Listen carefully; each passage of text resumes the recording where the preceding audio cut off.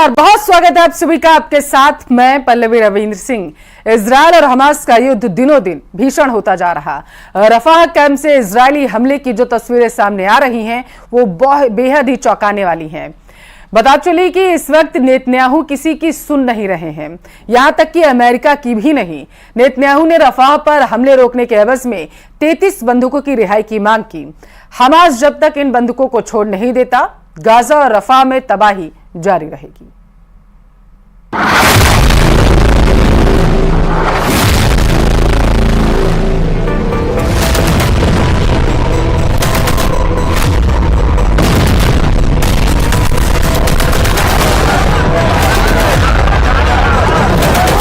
धुएं का उठता गुबार,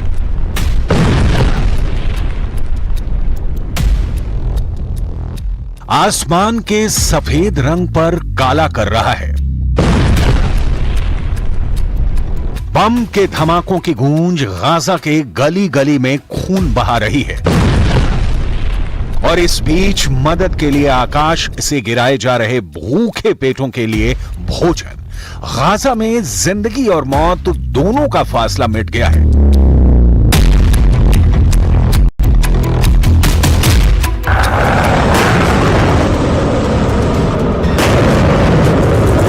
इजरायल अपनी पूरी सामर्थ्य के साथ गाजा को रौंद रहा है।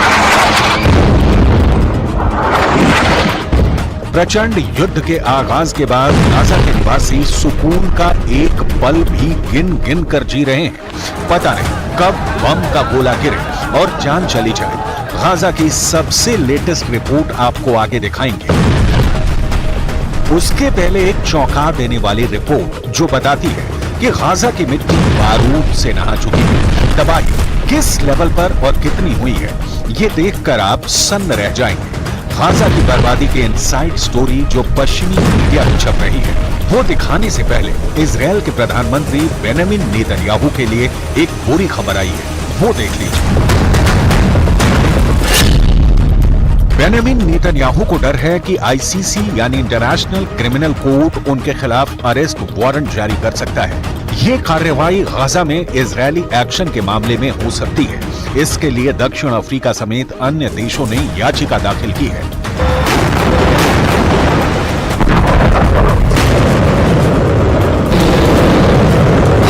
इसके पहले आईसीसी ने रूस के राष्ट्रपति व्लादिमीर पुतिन के खिलाफ अरेस्ट वारंट जारी किया था। पुतिन पर आरोप है कि वो यूक्रेनी बच्चों को अवैध तरीके से रूस लेकर आए। आईसीसी के इस कदम की तुलना टॉयलेट पेपर से करते हुए रूसी अधिकारियों ने इसे बेकार बता दिया था और पुतिन ने यूक्रेन पर हमला बंद करने की जगह और बढ़ा दी।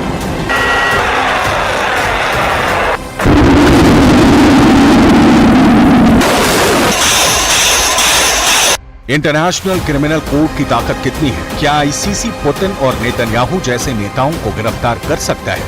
इसकी डिटेल आपको आगे दिखाएंगे, लेकिन उसके पहले नेतन्याहू के नए इरादे देख लीजिए। नेतन्याहू ने कहा है कि मेरे नेतृत्व में इजरायल अपनी आत्मरक्षा और अधिकार को कमजोर नहीं होने देगा। इंटरनेशनल क्रिमिनल कोर्ट के किसी भी प्रयास को हम कभी स्वीकार नहीं करेंगे। मध्य पूर्व एकमात्र लोकतंत्र और दुनिया के एकमात्र यहूदी देश के सैनिक और अधिकारियों को गिरफ्तार करने की धमकी अपमानजनक है। हम इसके आगे नहीं झुकेंगे। नरसंहार करने वाले आतंकवादियों के खिलाफ हमारी लड़ाई जारी रहेगी। हम अपनी रक्षा करना कभी बंद नहीं करेंगे।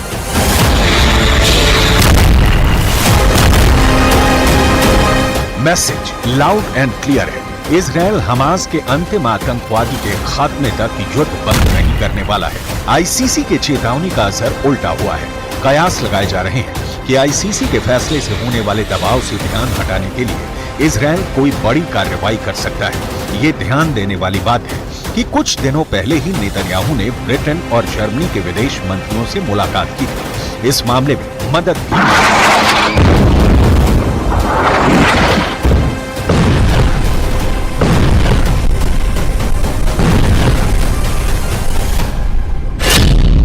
प्रधानमंत्री बेंजामिन नेतन्याहू ने मोसाद हेडक्वार्टर और दूसरी सुरक्षा एजेंसियों का दौरा भी किया है। मोसाद के अधिकारियों से कहा है कि हमारे अस्तित्व पर संकट है, इसलिए मतभेदों को भुलाना होगा।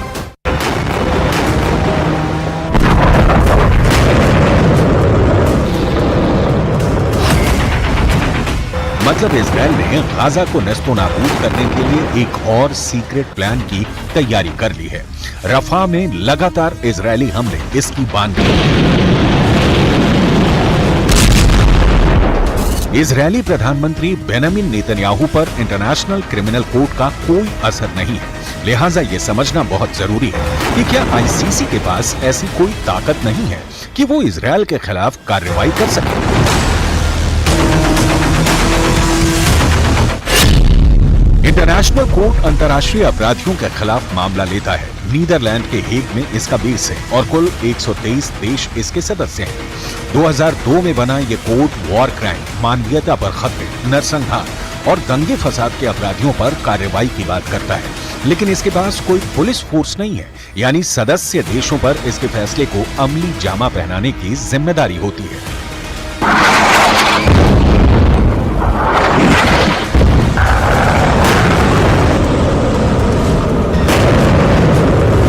आईसीसी ने प्रक्रिया तो शुरू कर दी है, लेकिन यह लगभग असंभव है कि इंटरनेशनल कोर्ट नेतन्याहू पर हाथ डाल सके। अपने लगभग 24 साल के इतिहास में ऐसा कोई भी मामला नहीं जिसमें इसने किसी देश के नेता या ताकतवर शख्स के खिलाफ कार्रवाई की हो। तो आईसीसी भले ही फैसला सुनाए, उसे जमीन पर उतारना मुश्किल दिख रहा है। नेतन्याहू इस बीच फुल एक्शन में है और गाजा के खिलाफ जिस तरह की कार्रवाई कर रहे हैं उसका नतीजा दिखाती एक रिपोर्ट सामने आई है। इजरायल के गाजा में जारी हमलों से किस तरह का नुकसान हुआ है, इस पर संयुक्त राष्ट्र के एक शीर्ष खनन अधिकारी ने बड़ा दावा किया है।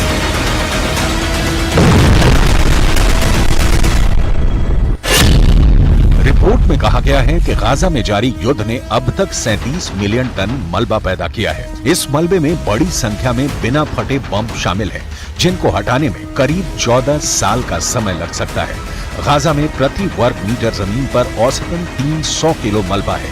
द गार्डियन की रिपोर्ट के मुताबिक गाजा में इस वक्त मलबे की जो स्थिति है उसे 100 ट्रकों के साथ हटाने का काम किया जाएगा, तो इसमें 14 साल लग सकता है।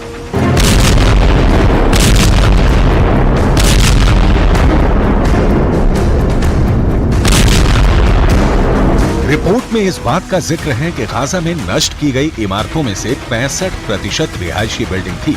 तबाही की ऐसी शक्ल सूरत डराने वाली है। ये हाल तब है जब इजरायल गाजा पर नए हमले की तैयारी में जुटा है। मतलब 7 अक्टूबर को जब युद्ध की शुरुआत हुई थी, तब से लेकर अब तक, यानी 7 महीनों में जितना बारूद बरसाया गया है उससे पैदा हुए मलबे को हटाने में ही 14 वर्ष लग जाएंगे, जबकि अभी युद्ध जारी है और इसकी समाप्ति की अभी कोई तारीख तय नहीं है। गाजा के स्वास्थ्य विभाग के मुताबिक 7 महीनों में इजरायली हमलों में 34,000 फिलिस्तीनी मारे गए हैं, जिसमें से अधिकांश महिलाएं और बच्चे हैं। इजरायल ने 7 अक्टूबर के हमले के जवाब में युद्ध शुरू किया, जब हमास ने 1200 लोगों को मार डाला और 250 को बंधक बना लिया। तब से लेकर आज तक गाजा दहल रहा है।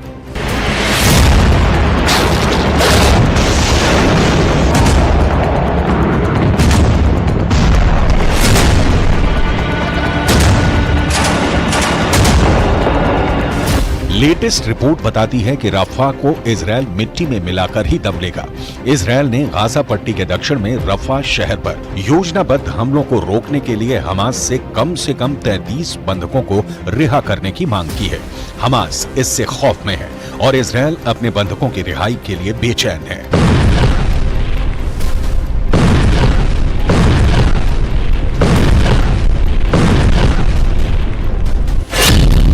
लेकिन इस बीच एक तीसरा देश मिस्र है, जिसे डर है कि रफा क्षेत्र पर हमले से नागरिक तबाही होगी। मिस्र में बड़ी संख्या में शरणार्थियों का पलायन होगा, क्योंकि रफा मिस्र के सिनाई क्षेत्र से सटा है।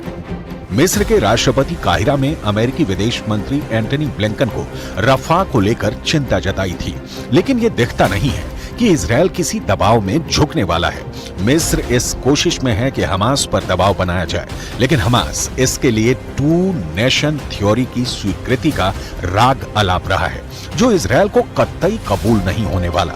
नतीजा है कि इजरायल गाजा को मिटा रहा है।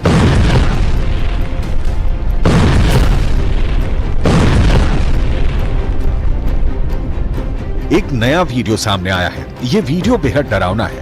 ये वीडियो आईडीएफ यानी इजरायली डिफेंस फोर्स ने जारी किया है, जिसे लेकर कहा गया है कि इजरायली सेना पर हमले के लिए घात लगाकर बैठे दर्जनों हमास आतंकियों को ट्रेस करके आईडीएफ ने उन पर भयानक एयर स्ट्राइक कर दी है। हमला इतना जबरदस्त था कि सभी आतंकियों के परखच्चे उड़ गए। इजरायल को मानवीय संकट का वास्ता देकर हमास के खिलाफ एक्शन को रोकने के लिए अमेरिका समेत दुनिया के कई देश और संस्थाएं अपील कर चुके हैं, लेकिन प्रधानमंत्री बेंजामिन नेतन्याहू पर इसका कोई असर नहीं हो रहा है। इसका कारण है हमास का वो जलजला, जिसने इजरायल के अस्तित्व के सामने ही संकट पैदा कर दिया है। हमास के कारण ही ईरान ने अटैक किया, हमास के कारण ही लेबनान से हिजबुल्ला का, यमन से हूथी लड़ाकों का इजरायल पर हमला हो रहा है। लिहाजा अपील दलील चाहे बेंजामिन से इंटरनेशनल संस्थाएं जितनी करें, उसका कोई प्रभाव कम से कम फिलहाल तो नहीं होने वाला दिख रहा है।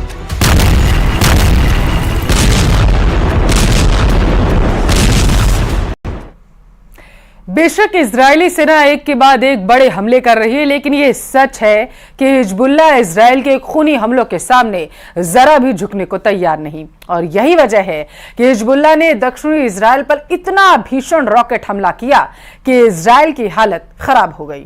पूरे इजरायल में सायरन बज रहे हैं।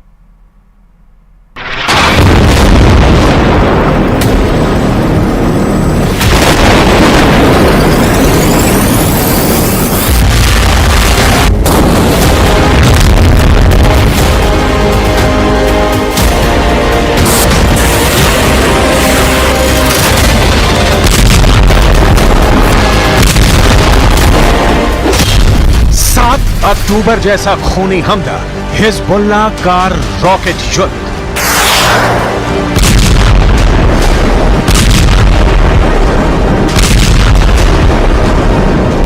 पिछले 2 हफ्ते से इजरायली सेना लेबनान से लेकर सीरिया तक हिजबुल्ला के ठिकानों पर बेहद खूनी और खौफनाक हमले कर रही है।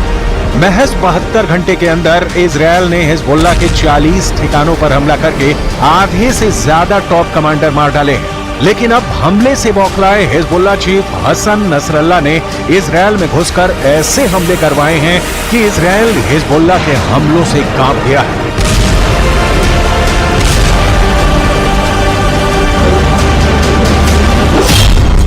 इजरायली मीडिया ने खुद माना है कि हिजबुल्ला के लड़ाकों ने इजरायल पर रॉकेटों से भीषण हमला किया है। हिजबुल्ला के दावों के मुताबिक रात के वक्त हिजबुल्ला ने दक्षिणी इजरायल के इलाकों पर रॉकेट से हमले किए हैं। हालांकि इजरायल की आईडीएफ दावा कर रही है कि हिजबुल्ला के रॉकेट हमलों को काफी हद तक नाकाम कर दिया गया है। इजरायली सेना के आयरन डोम ने हवा में भी हिजबुल्ला के रॉकेट तबाह कर दिए हैं, लेकिन हिजबुल्ला का दावा है कि उसके रॉकेट हमले में इजरायल को भारी नुकसान हुआ है, जिसे इजरायल छिपाने की कोशिश कर रहा है।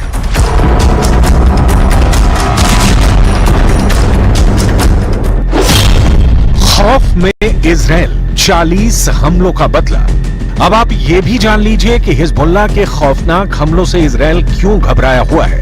हाल में इजरायल ने डंके की चोट पर कहा था कि उसने हिजबुल्ला का सफाया कर दिया है। इजरायली सेना लेबनान में हिजबुल्ला लड़ाकों पर कहर बनकर टूट पड़ी है। इजरायल के रक्षा मंत्री योव गैलेंट ने दावा किया है कि ईरान के हमलों में मदद करने वाले हिजबुल्ला के आधे से ज्यादा कमांडर इजरायली सेना अब तक मार चुकी है। इजरायल के रक्षा मंत्री योव गैलेंट के मुताबिक इजरायल की आईडीएफ ने दक्षिणी लेबनान में हिजबुल्ला के कमांड सेंटर को निशाना बनाया है। कुछ दावों के मुताबिक कमांड सेंटर में हिजबुल्ला के टॉप कमांडर मौजूद थे, जिन पर इजरायल ने पहले मिसाइलों से हमले किए और फिर फाइटर जेट से हिजबुल्ला के ठिकानों पर हमले किए हैं। इजरायल का दावा है कि इजरायल के इस हमले में आधे से ज्यादा हिजबुल्ला के टॉप कमांडर मारे जा चुके हैं। ये वो कमांडर थे जो लगातार ईरान की मदद इजरायल पर हमला करने में कर रहे थे। दक्षिणी लेबनान में इजरायल के इस बेहद खूनी हमले से ईरान, हूथी और हमास बुरी तरह बौखला गए हैं।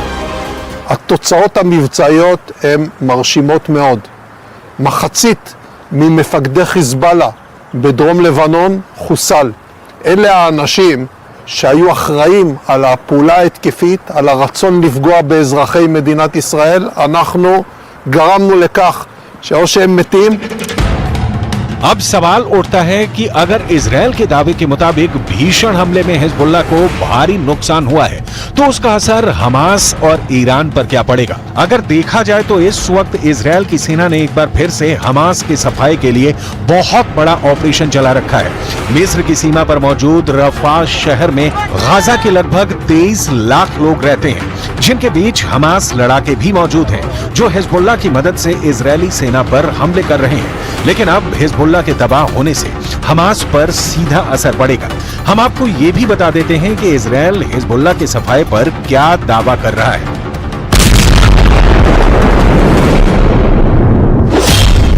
इजरायल के रक्षा मंत्री यो गैलेंट के दावों के मुताबिक आईडीएफ ने दक्षिणी लेबनान में हिजबुल्लाह के ठिकानों पर हमला किया है। दावे के मुताबिक आईडीएफ के भीषण हवाई हमलों में हिजबुल्लाह के 40 ठिकाने पूरी तरह से तबाह हो गए हैं। आईडीएफ के 40 हमलों में हिजबुल्लाह के आधे से ज्यादा टॉप कमांडर्स के मारे जाने का दावा किया गया है।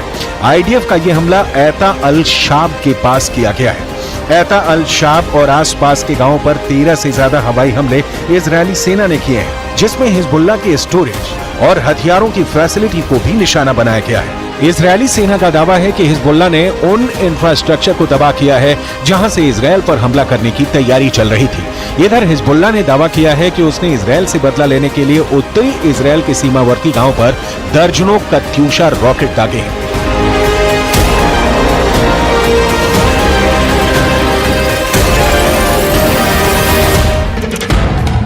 बेशक ईरान समर्थित हिजबुल्लाह को तगड़ी चोट इजरायल ने पहुंचाई हो, लेकिन हिजबुल्लाह को खत्म करना इतना भी आसान नहीं है। ईरान हिजबुल्लाह को और ताकतवर बनाकर हमले करवा रहा है। यही वजह है कि कमांडरों के मारे जाने के बाद भी हिजबुल्लाह ने इजरायल पर रॉकेटों की बौछार कर दी।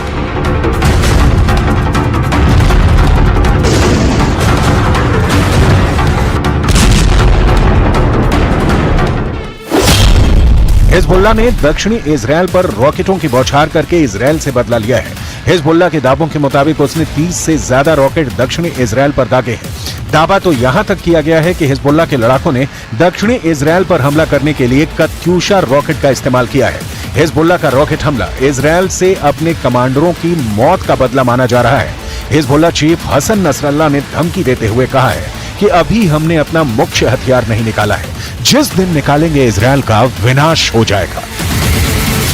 الأساسي بعد ما طلعناه، القوات الأساسية بعد ما استخدمناها. لمعلوماتكم نحن بعدنا حجز قوات مش عاملين. نحن الشباب يشتغلوا بالجبهة خدمة إجازة، يعني بيروح بيخدم وقته بيوجع على بيته، بيطلع بديله بيخدم وقته بيوجع على بيته وهكذا. ومع ذلك عاملين الإنجازات المعمولة بالشمال اللي سألوا الإسرائيليين عنها.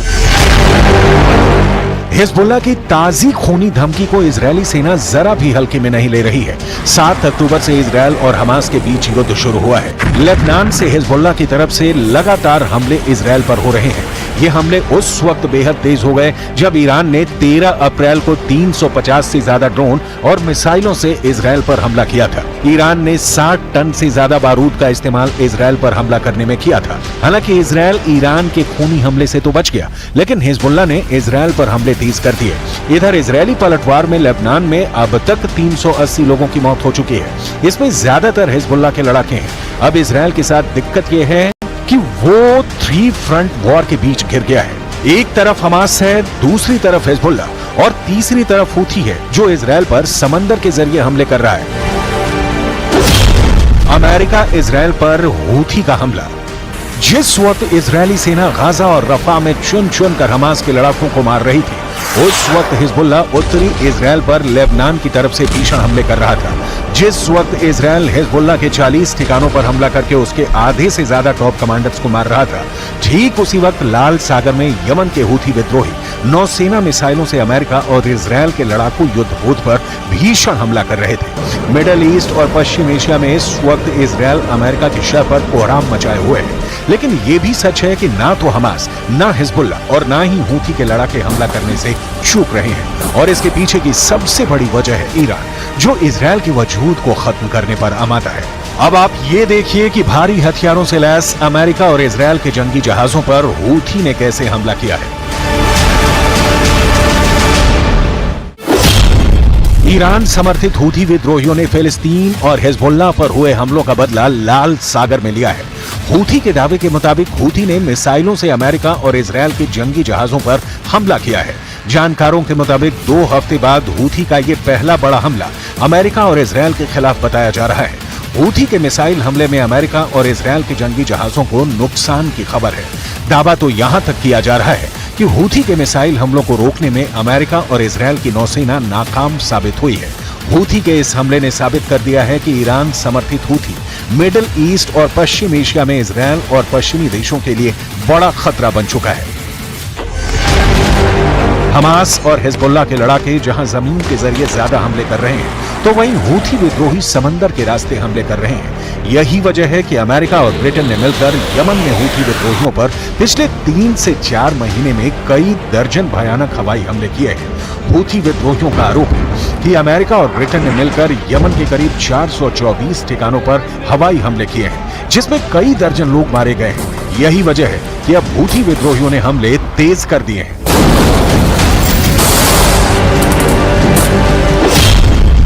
ईरान समर्थित हूथी विद्रोहियों के प्रवक्ता याया सारेया ने दावा करते हुए कहा कि लाल सागर में अमेरिका के 2 जहाजों पर हमला किया गया है, जिसमें से एक जहाज अमेरिकी विध्वंसक है, जबकि इजरायल का एक क्रूज जहाज हूथी हमले का शिकार हुआ है।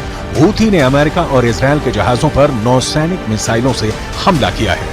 हूथी के दावे के मुताबिक उसके हमले में अमेरिकी जहाज मैस यॉर्कटाउन, अदन की खाड़ी में एक अमेरिकी विध्वंसक और हिंद महासागर में इजरायली जहाज MSC वेराक्रूज को निशाना बनाया गया है। نفذت القوات البحرية في القوات المسلحة اليمنية عملية عسكرية استهدفت سفينة ميرسك يورك تاون الأمريكية في خليج عدن بعدد من الصواريخ البحرية المناسبة وكانت الإصابة دقيقة بفضل الله। कुल मिलाकर गाजा युद्ध पूरे मिडिल ईस्ट और पश्चिम एशिया के युद्ध में बदल चुका है। इजरायल एक ऐसी जंग में फंस चुका है जिसके अंत की तारीख दूर दूर तक नहीं दिख रही है। ये जंग अब सर्वनाश के साथ ही खत्म होगी।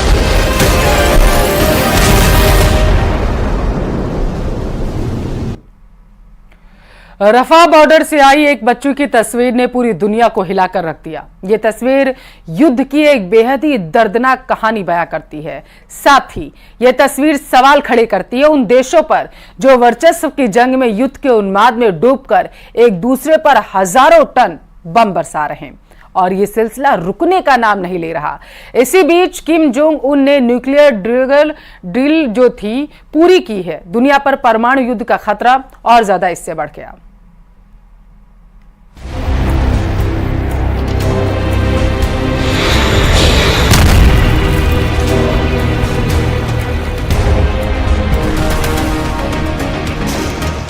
ये बारूदी विध्वंस कब रुकेगा? इस त्रासदी से इंसानियत कैसे बचेगी? क्योंकि इस आजमाइश ने अगली पीढ़ी को संकट में डाल दिया है। मौत का ये तमाशा कितना विनाशकारी है, बस इस नन्ही सी जान को देखकर समझ लीजिए, क्योंकि एक जोरदार धमाका हुआ और इस बच्ची का सब कुछ छिन गया।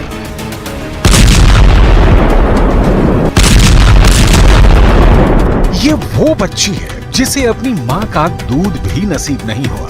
इस बच्ची के अंदर इतनी भी ताकत नहीं कि ये रो सके, अपनी मां को बुला सके, जो अपने सीने से इसे लगाकर चुप करा सके, अपनी ममता इस पर लुटा सके।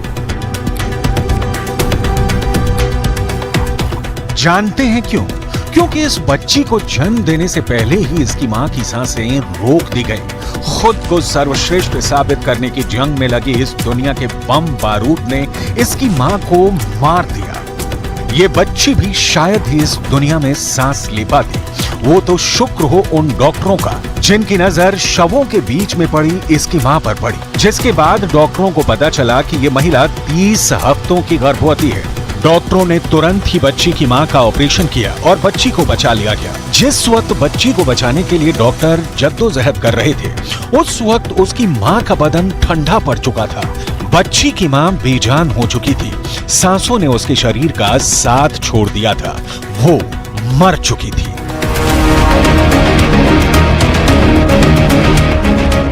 ये रफा का सबसे नया दर्द है। परिजन दहाड़ मारकर रो रहे हैं।